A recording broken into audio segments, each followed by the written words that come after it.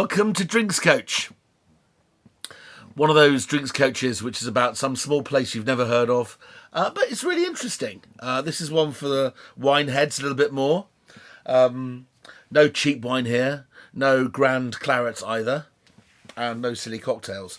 This today is a presentation of a wine from southern Sicily, bringing my wife's wonderful artwork again. This is a picture of Sicily, here we go.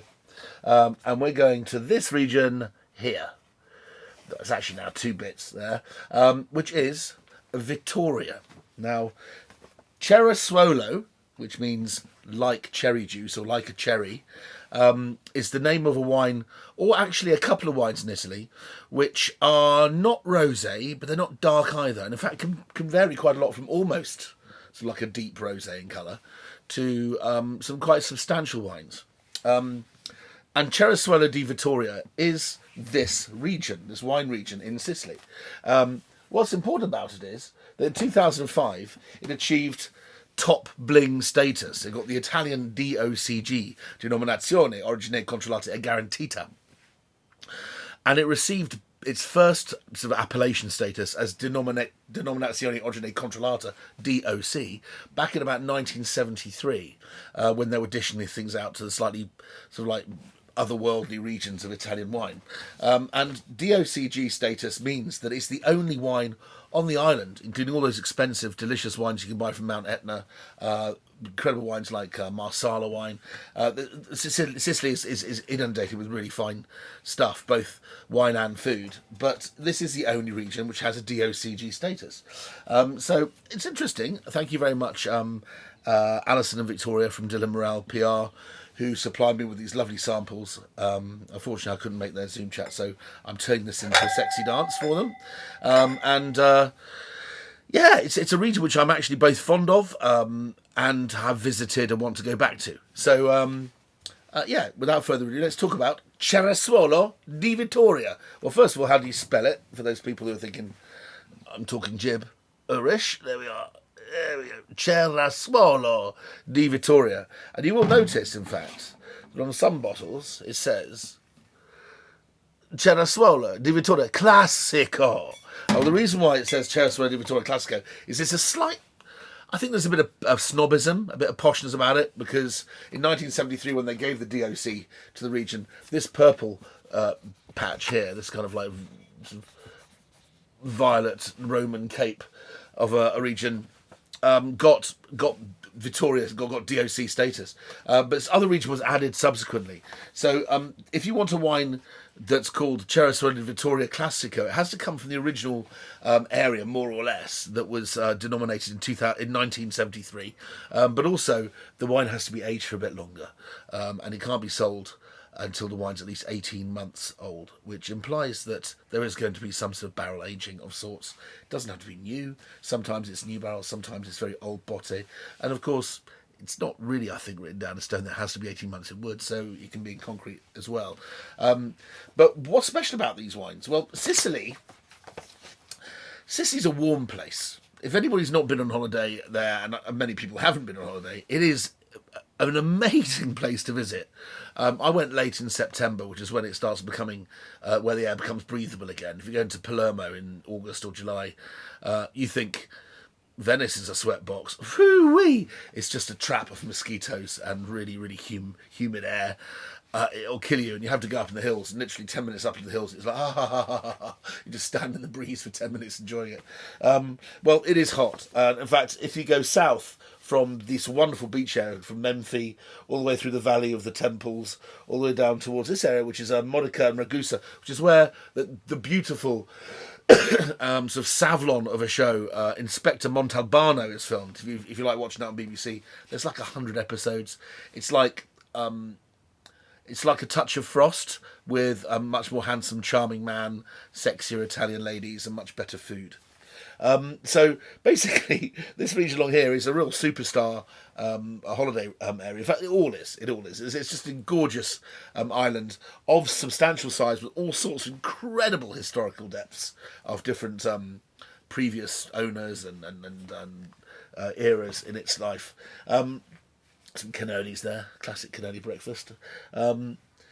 Now, yeah, if you're up in Menfi, this area is like, I suppose the only place I've ever seen that's similar to it is like Gran Canaria in Spain. Far as the eye can see, as far as the eye can see, it's greenhouse after greenhouse after greenhouse, growing nothing but strawberries and tomatoes and things. And it is the garden for the whole of Italy. You imagine how much fresh food they get through. Most extraordinary place.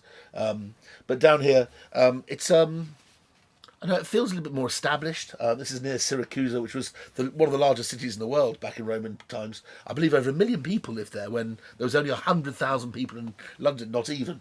But they've also got these wonderful mountainous towns, which are like troglodyte caves. There's cathedrals literally hewn into the rock. You can find Byzantine, even Norman artwork. In tiny little nooks and crannies behind these wonderful buildings. But it's the most extraordinary place. Also, if you ever go to Modica, you must go and try the chocolate of Modica, which is very, very brutal, very rustic, very unrefined, ground up mush of cocoa beans and sugar, which is to die for. It's absolutely delicious. They make hundreds of different flavours. People queue up for hours to get it, but it's worth it. So, enough about the tourism of Sicily, but I feel very strongly about it. What we've got are 6 wines from the region of Vittoria. They're Cerasuolo di Vittoria, so I better explain to you what that actually is. First of all, the most popular ones in the UK, I think the ones that are most easy to find, would be the Co-op, an organic co-op which makes extraordinary wine called COS. COS. That's not here. And also probably the most famous exporter of wine, sort of has the most modern perspective, I think, or perception, and that are the wines of Planeta, which is a very, very old Sicilian family. Planeta Cerasuolo di Vittoria is here, not here either, and they make a couple of grades of quality at a beautiful place called Casa d'Arilli, which I was very fortunate enough to stay at, with Giorgio Locatelli and his wife Plaxi on her birthday. I just happened to be there at the same time, made loads of pizza, ate incredible food. It was the beginning of the World Cup. I mean, where do you want to be? Balmy Italy, of course. It was just incredible. Anyway, so it's been a while. I need to go back. So what we've got here are different wines which I've opened. Wines I'm largely unfamiliar with, because those two that I've just mentioned are the ones that crop up a lot. This one you'll see a lot in restaurants in London. Floramundi is from Donnfugata. When you're not talking about Planeta and you're not talking about the other giant cooperatives and large companies that make a lot of wine at this end of the island, the Cataratos and the sort of jug wines. Donnfugata is the other superstar, prestigious, large producer in Sicily, and the wines never really disappoint, and they make wines of rare quality, both sweet, red, white, whatever, and this wine's imported by the great distribution and importer Liberty Wines, which is not based very far from where I live, in fact, and they sell Italian wine to virtually every restaurant in London, so very, very highly regarded indeed. We'll come on to that in a moment. These two, let's start off with this one. I was looking these up and trying to find prices. Largely, the prices I was quoted weren't for the UK, in fact, so I'm not sure how easy some of these are to find. This is the first one, which is called Maskaria, from Terre di Giurfo, Giurfo, and it's claiming that there are some places, I think Tannico in Nottinghamshire might sell this, and it's about £15 or £16 touch. But Terre di Giurfo is the name of the company. There it is right there, and it is a DOCG Cerasuolo di Vittoria, written in awkward shiny red. Well, what is it? I mean, I've been going on about this wine, and obviously it means a lot to me. Well, there are 2 great varieties in the southeast of Sicily, which are king. The most important one, certainly in terms of concentration, richness, intensity, it's amazing with slow-cooked food, wild boar, things like that, is a great variety called Nero d'Avola, and Nero from Avola, and Avola is down there in a place called Noto, this region here. Nero d'Avola is a red variety that always reminds me of the taste of black olives. It has this lovely Italian savouriness. Very Italian, very butch, very rich, very meaty red variety, which I like very much. For those vegetarians, when I say meaty, I mean more like kind of has umami, shiitake mushroom type notes to it, which I think are really lovely. But there's also another variety which handles the heat incredibly well down there. And they treasure it because it's delicate in a place which is really hot. I mean, if you go south of here, the first place you hit is Tunisia. I mean, it's super, super hot. You're halfway across the Mediterranean already. And And this grape variety is a grape variety which is essential in the production of these wines, but was also sold very regularly on its own as a wonderful light bistro red. And it's a grape variety called Frappato. Frappato, I'll just see if I can find it on a label for you so we can show you how it's spelled. Well, as it's spelled, Frappato. No, can't find it, doesn't matter. But so you've got two grape varieties. You've got Nera d'Avola and Frappato. And the blend tends to be 60-40, 70-30. Nera d'Avola to Frappato. So a lot of the rich stuff, and then a kind of a sprinkling, an extra addition of this higher acidity, much paler, much fruitier, almost cranberry, rhubarb, red currant-like twang, which even in the really, really warm years and cold years and warm years in Sicily, you get this wonderful singing, tangy acidity, which really does lovely, beautifully offset these rich, massively powerful black fruit flavours you get from Nera d'Avola. So, Cerasuolo di Vittoria is basically seen by the Italian government and by the consortios and the Federation of Consortios as better than the individual parts. It's better as the sum of its parts. So, Frappato has a DOC, Nera d'Avola has a DOC, but Cerasuolo di Vittoria DOCG is a blend of the two and always has to be. Right, so let's have a look at this. It's got a lovely colour. I mean, it's got I don't know, it's fresh, right? And when you look at things like Australian Shiraz and stuff, they don't have. I mean, they have a brickness. They have a sense that they've been in the sun with the shades on. You know, it's almost like you half expect to swirl it and see little white marks under its eyes. G'day, mate. But the one thing I wanted to talk about with Cerasuolo di Vittoria is its reliability. And one of the reasons why it's expensive, I think, is its reliability, because it's always pretty much good.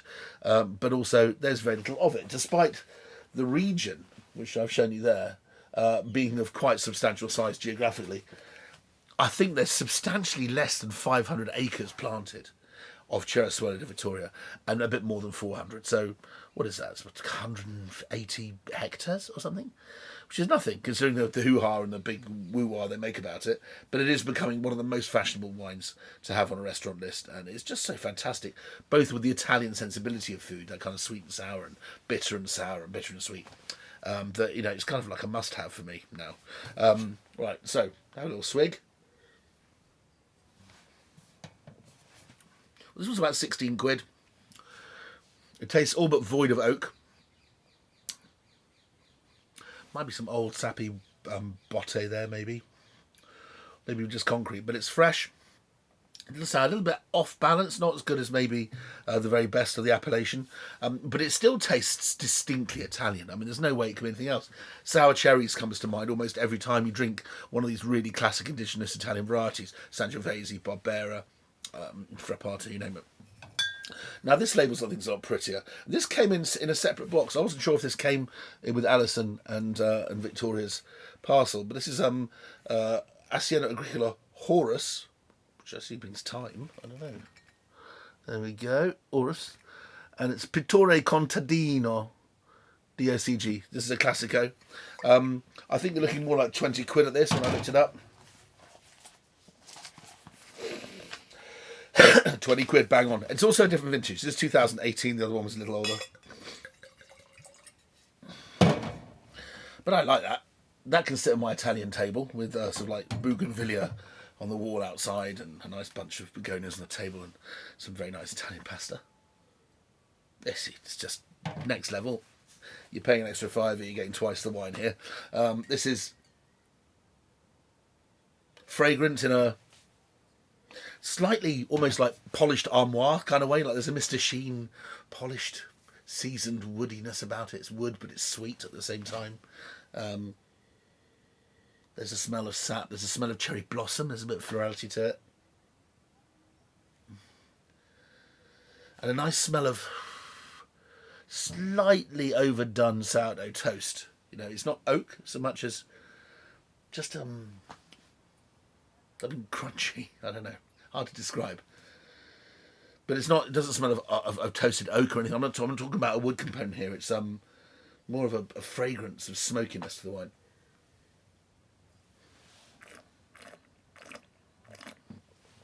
Much more profound. The wine has a long, silky tail. It has the lovely kind of crenellations and drag that Frappato has, which Frappato is never silky. It's kind of got a sharpness, like it's like if you squeeze lemon juice onto smoked salmon, that pillowy soft smoked salmon suddenly goes, and it has a kind of an edge to it. It kind of holds it, fixes the wine in your mouth, and that wine is really delicious, absolutely fantastic wine. I think if I knew that was £20, or I think more importantly, if you go into a well-priced restaurant, you're looking at sort of 50 quid, aren't you there? Probably. I think I could wear 50 quid for that wine. That wine is giving me as much pleasure as any other wine I can think of around that price point. Right, moving on to Liberty Wine's Donnfugata offering, which is Floramundi, Cerasuolo di Vittoria. This was a Classico, by the way. This is, I'm not going to call it bog standard because there's nothing bog standard about Donnfugata. Okay, so, we're looking out for colour. Paler, definitely, a lot paler. Can you see that? Maybe it's got more Frappato in. That would make sense, wouldn't it? It's from 2018 again. Gosh. Very different animal. Both familiarly the same and very different at the same time. It's got the same sort of Italian smells, but this time it is a bit more generous. There's a more soppy, juicy ripeness. The grapes must have been picked slightly later. I'm hunting there, but there's some expensive oak just in the background, maybe a small percentage of new oak barrels.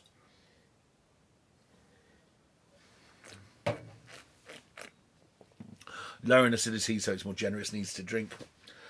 Do you know what I'd have with that? A burger. I'll go to the local dip and flip, get myself a chili cheeseburger with a glass of that. That'd be absolutely fantastic. For those people watching in the States, dip and flip is the closest thing we have in London, I think, to an In-N-Out burger.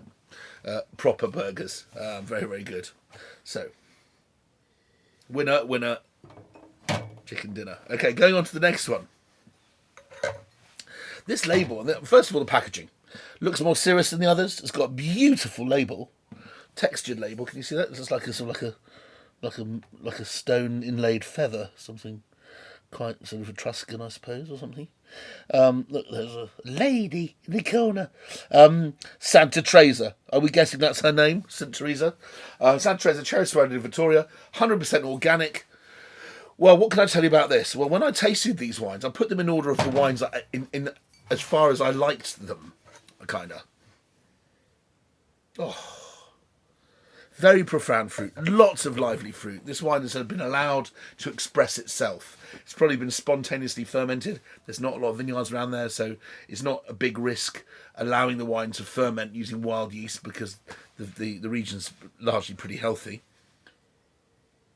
Dark chocolate, liqueur chocolates, smell of prune, like fruit and nuts, sort of raisins inside.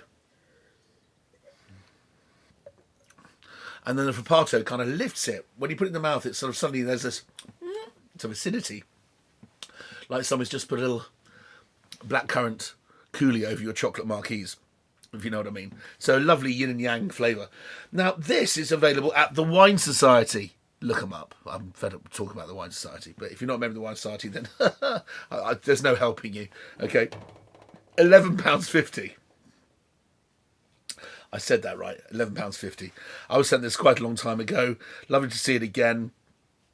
I wasn't sure if I got it right when I first tasted it. I think I had a cold or something, but I'm very pleased to see it come back. But this is a vegan wine. So anyone can drink it. It's £11.50 in a bottle that makes it feel like it's more like 50 quid. That wine, if you were buying that in a restaurant very happily under £40, let's say it's about £35, £36 on a restaurant list, you'd be absolutely nailing the value in that list. So remember, Nero d'Avola, dark, rich, creamy, almost olively, savoury flavours. This is bound in a little bit of wood. I can taste some softwood, maybe not small format oak, maybe a little bit bigger, but it's got the Frappato, which is lifting the wine, giving it breathing brightness and flowers into a thicket of flavour. Okay, right, so two more. There can't be many more than this made, can there? It's only 420 hectares or whatever, acres or whatever it is. So this is Tenuta Valle delle Ferie, 2017. This wine is a year old, which is important because these wines do age rather well. If this was Australian Shiraz, we would be surprised that the wines aren't 2020s already, with 2022 being picked around the corner. These wines are sort of hitting their straps around 5 years old. I would say, with that in mind, although stylistically not completely similar, there's a vibe about these wines which you could probably describe it as Italian Beaujolais or Cru Beaujolais, maybe. I don't know. They're not a million miles away. So let's try this cheeky monkey.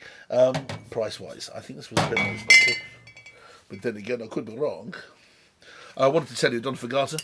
It's about 16 or 17 on the shelf, maybe 20. That's in Italy, right? So it's over £20 here. So you're paying for the reputation of the brand, but it's fine. It's good money. At least you're not spending £15 on crap. You're spending £22 on something really good. Tenuta Valle says it's £22 in a shop in Rome. So we're probably looking at the really sort of like fancy end of what Cerasuolo di Vittoria is all about. 2017 vintage. The nose has a wonderful harmony. There's some real magic going on here. Somebody understands affinage, that's the conditioning in barrels, and understands when to mix things together. Maybe these wines were co-fermented. There's a real harmony to it. It's 13% alcohol, which I think is a little lower than most of these, which are usually 13.5, 14. Yeah. There's something very, very elegant about this wine. Gosh. And there's a nose of almond and pine bark. Really, it's just, you know that smell when you walk through a warm Mediterranean conifer forest, and it's just surrounded by some wonderful kind of almost Maltesery, smoky, piney, hazelnutty smell in the air. This smells like holidays on the beach. It really does. If you can find this one, oh, that's silky. That's good kit. Okay, that's really, really smart. If you can find this one, good luck. Tenuta Valle delle Ferie. Vittoria. Okay, so that leaves us one more to go. Okay, I did 6. That's quite a lot, isn't it? I did 6 because I've also mentioned 2 others. That's 8. So I've pretty much, this is a kind of a one-stop shop on all you need to know about Cerasuolo di Vittoria. Okay, so the last one. This is called Sabuci. I think this is a top wine from an estate that does other Cerasuolo di Vittoria. This is Sabuci, Sabuci, Cerasuolo di Vittoria Classico, 2017, which by the judgment of this wine, quite a nice vintage. They seem to make beautiful, elegant, harmonious wines in that vintage. Sabuci, from producer Cortese, it's organic. Tannico, in Nottinghamshire, I think, is selling this online for a decent price of £18. So let's have a look. Colours again very different. Surprising the variety of colour. But then again, you've got Neridavolo, which is very dark and rich, and you've got Frappato, which is virtually never darker than really dark rosé. And when you mix them together, you've got this kind of volume switch of how dark you want the wines, depending on the blend. So now somebody's trying very hard here. This is the first time I've smelt latent wood flavours. This smells a wonderful dried, not even dried, fresh, creamy, just scooped out of the hull coconut. That's a lovely coconutty note, which I can assume comes from Italian or American oak barrels. Definitely an oaky note. I mean, that characteristic desiccated coconut smell just reminds me of expensive, fancy, large format barrels. Ooh. It's got a peacock's tail at the end. You don't know which flavour to follow next. It's like there's a lovely sour, it's a rhubarb and pomegranate note going one way. You've got a lemon juice note going the other. There's this lovely spicy dried herb, cinnamony quality going through the centre. Really fascinating aftertaste. Well, it's nearing my weekend. Well, it's nearing all our weekends. This is actually going out the day I'm filming it. I think I'm all right. We've got raclette for dinner tomorrow or tonight. I'm very excited about that. I'm making a Jerusalem artichoke soup, and then maybe we'll get some meat. This stuff needs meat. See you next time.